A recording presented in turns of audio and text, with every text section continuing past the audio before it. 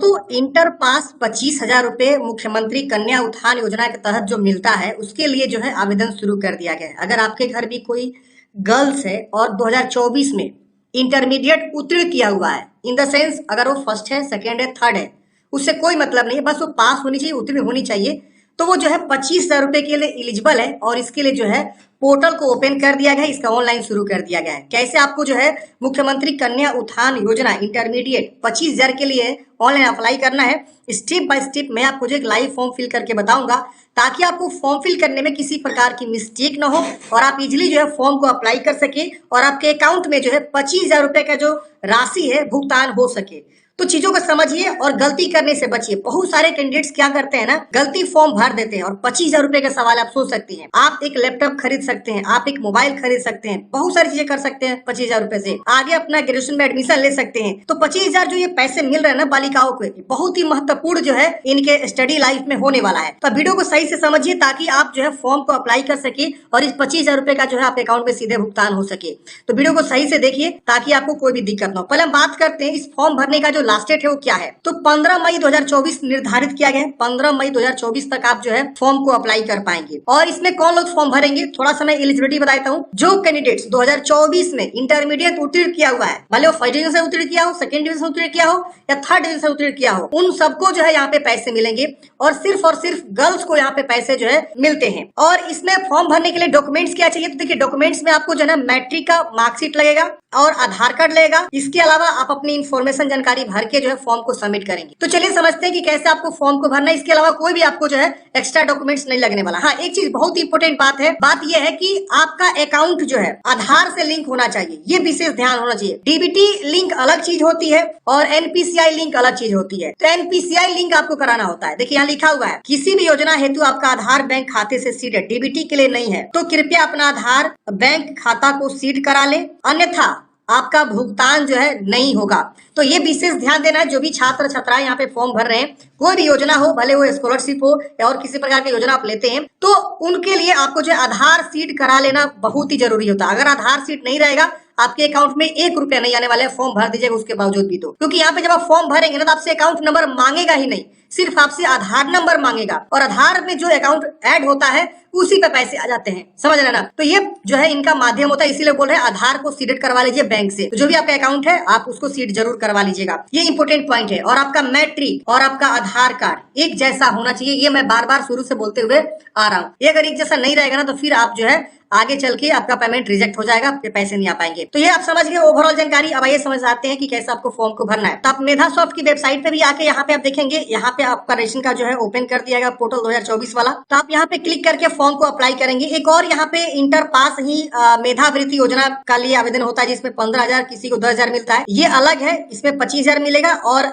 इसी में से एलिजिबल कैंडिडेट्स कुछ यहाँ पे जो है पैसे लेते हैं, उनको जो है यहाँ पे मिलता है 15,000 और 10,000। और थोड़ा डिटेल में समझ लेते हैं ताकि आपको कंफ्यूजन ना हो और आप आसानी से जो है इस पेमेंट को ले सके। देखिए अगर कोई 12th पास है, पहला स्कॉलरशिप इंटर की मैं बात कर रहा हूँ, 12th पास है, फर्स्ट सेकेंड थर्ड से, भले वो जनरल हो, बीसी हो, ईबीसी हो, एससी एसटी हो, 25,000 रुपए के लिए वो फॉर्म भरेगा, यहाँ से इस पोर्टल से फॉर्म भरेगा। दूसरा यहाँ पे जो है 12th पास है, फर्स्ट और सेकेंड से, एससी एसटी है तो फर्स्ट पे 15,000, सेकेंड पे 10,000। एससी एसटी कैंडिडेट होना चाहिए, 2 बार स्कॉलरशिप के लिए अप्लाई करेगा, एक बार यहाँ से और एक बार यहाँ से अप्लाई करेगा। जैसे यहाँ पे एग्जांपल के तौर पे मैं बताता हूँ। देखिए जैसे मान लीजिए कोई रानी कुमारी गर्ल्स हैं जो बिहार बोर्ड से फर्स्ट डिवीजन से पास है और वो एससी कैटेगरी से आती है, तो उनको 2 बार स्कॉलरशिप मिलेगा। पहला कन्या उत्थान योजना के तहत 25,000 जो ये इस पोर्टल से फॉर्म को भरेगी, यहाँ से अप्लाई करेगी। दूसरा मेधावृत्ति के तहत 15,000 मिलेगा जो कि यहाँ से वो फॉर्म भरेगी, देख रहे हैं ना। तो इस तरह से जो है रानी कुमारी को 40,000 रुपए जो है स्कॉलरशिप यहाँ पे उनको मिलने वाले हैं और ये सभी स्कॉलरशिप जो लड़कियों को ही मिलता है। तो इन दोनों में अंतर आप समझ गए, क्या अंतर है। चलिए हम आपको इसके लिए फॉर्म भर के बताते हैं और मैंने आपको ना लिंक भी डिस्क्रिप्शन बॉक्स में प्रोवाइड कर दिया है। आप क्लिक करके यहाँ पे आ जाएंगे, सारी जानकारी को पढ़ लेंगे।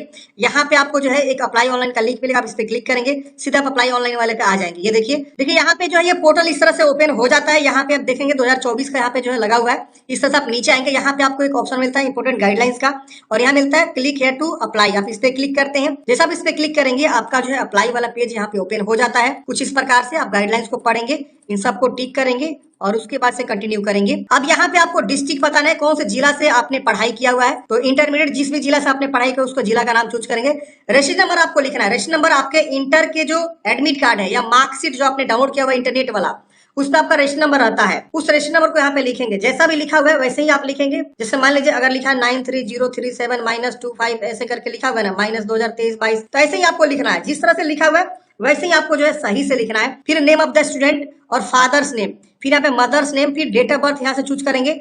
टोटल मार्क्स आपका इंटर में कितना प्राप्त हुआ है और आप मैरिड है कि नहीं है, नो कर दीजिएगा। यहाँ पे रोल नंबर लिखना है और नेम एज पर आधार कार्ड पे किस तरह से नाम है इसको यहाँ पे लिखना है। उसकी वजह से आपका जेंडर फीमेल रहेगा, आधार नंबर लिखेंगे, डेट ऑफ बर्थ अगेन दोबारा लिखना है और ध्यान रहे यहाँ पे दोनों एक जैसा होना चाहिए। उसके बाद से यहाँ पे वेरीफाई आधार पे क्लिक करेंगे तो आपका डाटा जो है आधार से सर्वर से वेरीफाई होगा।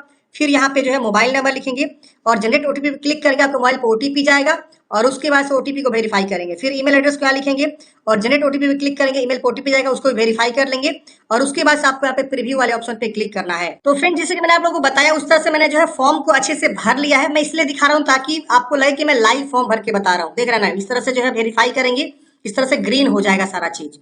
आपको यहाँ पे प्रीव्यू कर देना है। प्रीव्यू करते ही इस प्रकार से आपका जो है पेज प्रीव्यू आएगा। पेज प्रीव्यू में क्या रहेगा, तो जो आपने जानकारी भरा हुआ है वही डाटा यहाँ पे शो होता है। तो आपको ना 2 बार 3 बार अच्छे से मिला लेना है कि कहीं गलती तो नहीं हुआ है।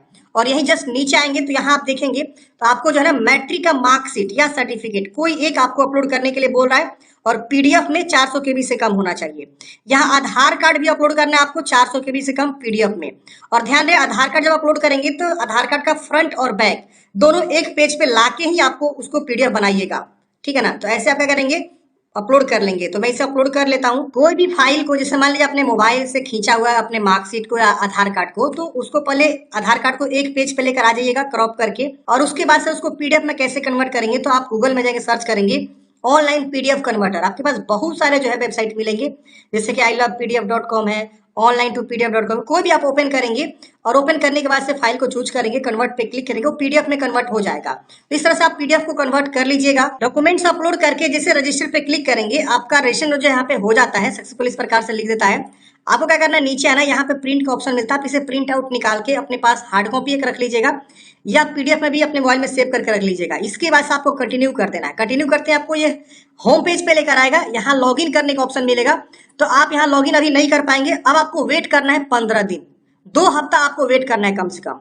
2 हफ्ता वेट करेंगे तो होगा क्या कि आपका डॉक्यूमेंट्स वेरीफाई होगा, मतलब जो भी आपने यहाँ पे डाटा दिया हुआ है इनको, अपना आधार कार्ड, ये जो भी मैट्रिक का मार्कशीट वगैरह है वो वेरीफाई होगा, आपका अकाउंट वेरीफाई होगा, आपका आधार कार्ड वेरीफाई होगा, आपने सही में जो है इसके लिए एलिजिबल है कि नहीं वो सब वेरीफाई होगा।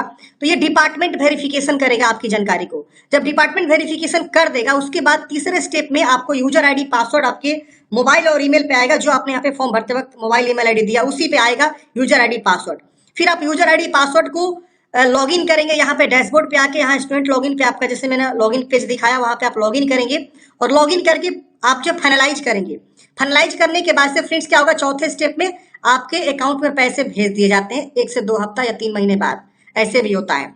तो आपको अब वेट करना है, आपके मोबाइल पे यूजर आईडी पासवर्ड आएगा, लॉगिन करके फाइनलाइज कर देना है बस, डॉक्यूमेंट्स को वेरीफाई करके। इस बीच आप जो है आवेदन की स्थिति को भी चेक कर सकते हैं। इसके लिए अभी जो है बहुत जल्द यहाँ पे इंपोर्टेंट लिंक्स वगैरह आएंगे। जब इसका आपने आवेदन कर दिया है तो उसका आवेदन की स्थिति को भी आप चेक कर पाएंगे रजिस्ट्रेशन नंबर से। रजिस्ट्रेशन नंबर क्या रहता है, तो जो आपका मैट्रिक का इंटर का जो रजिस्ट्रेशन नंबर है आर से जो स्टार्ट होता है उसको आप डालेंगे और डाल के जो है आप आवेदन की स्थिति को चेक कर पाएंगे। तब यहाँ पेज एक्टिवेट नहीं हुआ है, आवेदन की स्थिति को चेक करने के लिए बहुत जल्द एक्टिवेट हो जाएगा। और साथ ही साथ कौन कौन एलिजिबल है उसका लिस्ट यहाँ पे नहीं आया हुआ है, बहुत जल्द उसका भी लिस्ट यहाँ पे आ जाएगा। तो आप लोग अभी वेट करिए, सिर्फ अप्लाई का जो है लिंक आ गया है, आप लोग जितना जल्दी हो सके अप्लाई कर लीजिए और सभी डॉक्यूमेंट्स के साथ सही से साफ सुथरा अप्लाई करिएगा, वरना पेमेंट आपका जो है नहीं आ पाएगा, रिजेक्ट हो जाएगा। और डीबीटी जो मैंने आपको बताया आधार सीडेड वाला वो आप जरूर करवा लीजिएगा। तो आशा करता हूँ फ्रेंड्स आपको जानकारी समझ में आया होगा। आपके मन में कोई भी डाउट्स है कमेंट है कमेंट बॉक्स में पूछिएगा और हमारे टेलीग्राम व्हाट्सएप से नहीं ज्वाइन हुए तो ज्वाइन करिएगा, लिंक आपको डिस्क्रिप्शन बॉक्स में मैंने दे दिया हुआ है, वहां पे भी आपको बहुत सारे अपडेट आपको मिलते रहते हैं। Thank you for watching friends, जय हिंद, आपका दिन शुभ हो।